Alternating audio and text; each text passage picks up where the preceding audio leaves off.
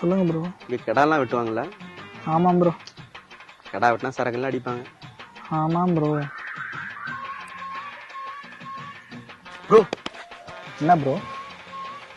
சரக்கு அடிக்கலாமா? வேணாம் ப்ரோ. ப்ரோ நான் சொல்றதா அப்படியே மைண்ட்ல யோசிச்சு பாருங்க.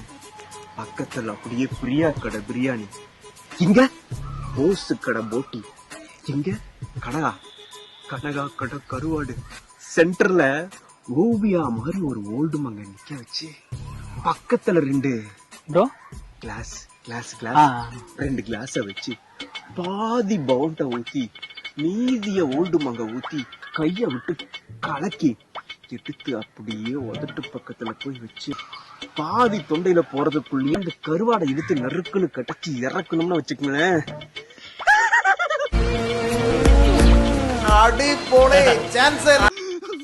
சூப்பரா இருக்கும் ப்ரோ. இந்த கிளைமேட்டுக்கு அடிக்கலாமா? அடிக்கலாமா? Okay bro.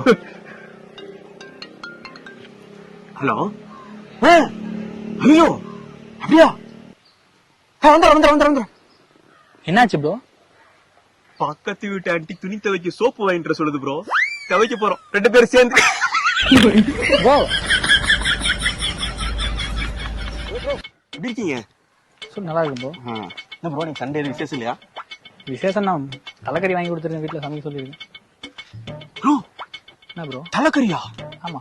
தலைக்கறிய சும்மாவா சாப்பிட போறீங்க? இப்ப நான் சொல்றத அப்படியே யோசிச்சு பாருங்க. மறுபடியும் ப்ரோ ஒரு பெக்காடி ஃபுல்லா வாங்குறோம், ஒரு கண்ணாடி கிளாஸ் வாங்குறோம், தொண்டையில இறங்குறப்ப மண்டக்கறி எடுத்து கட்டிச்சீங்கன்னா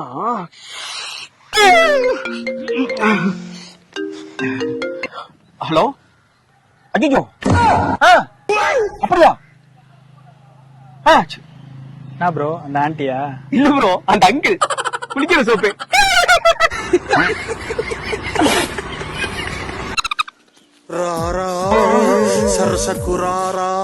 ஜெர்மனி தெரியலையே அது. ப்ரோ வந்துட்டியா? பிரியா கடை பிரியாணி, கனகா கையால செஞ்ச கருவாடு, போஸ் கடை போட்டி எல்லாத்தையும் முடிச்சுட்டு போதை போட்டாம நானே போரிச்சு போய் உட்காந்துருக்கேன். இன்னைக்கு ஏதாவது வாங்கிட்டு வந்தியா?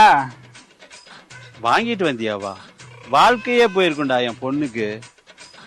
இப்படி ரசிச்சு குடிக்கிறவன என் வாழ்க்கையில பார்த்ததே இல்ல தம்பி. ஆமா உங்களுக்கு கல்யாணம் ஆயிடுச்சா?